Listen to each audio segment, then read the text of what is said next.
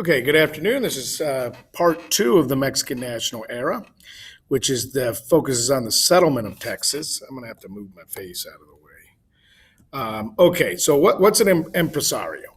That system was people, mostly Anglos, given land in exchange for bringing people to settle the area. And there were rules and different things. There was a colonization law that went into it. Moses Austin was the first American to work with the Spanish government to settle Americans in Texas. So Moses Austin, who we talked about in the last one, he was the first one. He's going to die before he can realize that dream. So his son, Stephen F. Austin, will be the first one to bring 300 Americans to settle, known as the Old 300. And they went and they settled this area. The Old 300 is associated with Stephen F. Austin, which is where the city of Austin gets its name. Then we had some other guys. We had Seguin, Erasmo Seguin, who was a Tejano rancher who became a prominent San Antonio businessman. And Tejano, remember, are people, a mestizo, mixed Spanish and indigenous heritage that are native Texans. And then there's Martin de Leon, who was a Mexican impresario who brought 200 Mexican families, Spanish-speaking, to settle in South Texas. And then, of course, there was Green DeWitt, who he settled near Gonzales. He brought 166 families. So ultimately, these are all the main guys that bring all the people.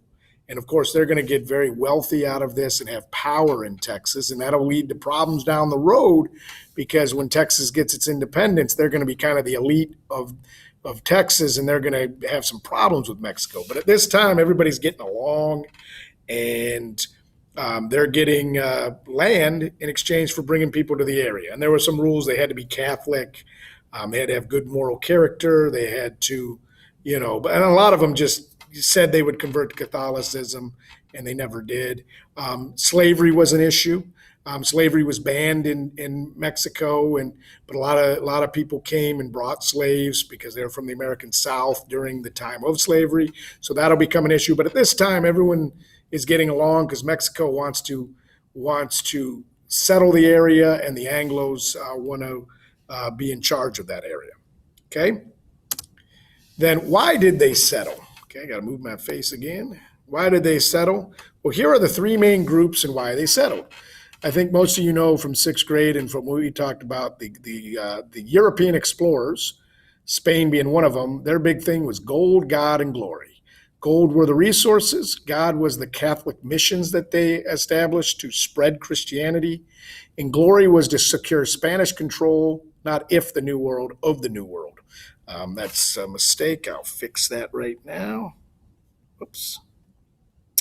And what that means is Spain, I know we don't talk much about it in Texas history because we're talking about just Texas history, but when you do U.S. history next year, you'll see more clearly that there were other European powers that they were fighting with. There was England, there was even Portugal at one point, but it was mainly England, France, and Spain were the three big superpowers at the time.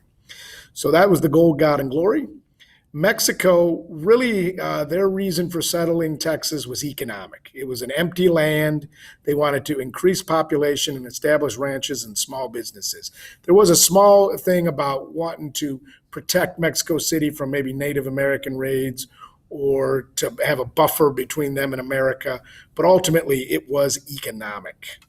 And then why did the Anglos come? Well, the Anglo-Americans came for their political reason, meaning something that came from the government. There was a national colonization law that made it possible for them to settle. They were encouraged to settle based on getting this land, and that all came in the national colonization law. Once that law was passed, that allowed them to come to Mexico, and then they wanted to come to Mexico for economic reasons, to escape debt and establish businesses to support cash crops. So those were the reasons why they settled. Mainly economic, but there was, in the case of Spain, they wanted to spread religion and wanted to make their place as a superpower. Okay, one of the other issues that came in on the test was some of you just have to read the question on a test and take your time. So you have this graphic here. You have Austin's plan. Austin was an impresario. And here's all these different things. Well, the question's going to give you this graphic's going to give you the answer, but yet some of you got it wrong. According to this graphic organizer, how are merchants, doctors, and other colonists with special skills treated in Stephen Austin's plan for his first settlement? So what are we looking for in this graphic? We're looking for merchants, doctors, and other colonists. So are they going to be freemen or colonists with special skills? Okay. Well, let's take a look. Down here it says merchants and doctors are part of this group, and ferry operators and mill operators. So this is what they get. Now it says colonists with special skills received additional land, and you see doctors and merchants down here. Well, here's merchants and doctors. And so they got additional land. So let's look at the answers. Because they were not farmers, they received less land. Well, it says they got additional land. So A is wrong. B, they received land in the colony's capital city. Is there anything about the capital on here? No, so B is out. They received land in the colony's capital city. Actually, B and C look exactly the same. I don't know. I just copied that from the test. I don't know if that was a mistake or not, but either way, it has nothing to do with it. And the last one says they received additional land. Right here, received additional land. So when y'all miss this one, it tells me you're not taking your time. You need to take your time and do the best you can, because there's always on every test, whether it be a STAR test, a benchmark test, a chapter test, a unit test, there's always free questions, and you want to get the free questions correct. Those answers are the ones that you do not want to miss. Okay, and then now let me go back. Whoops. I did not want that. Okay, let me. Oh, I know what my problem. Here I will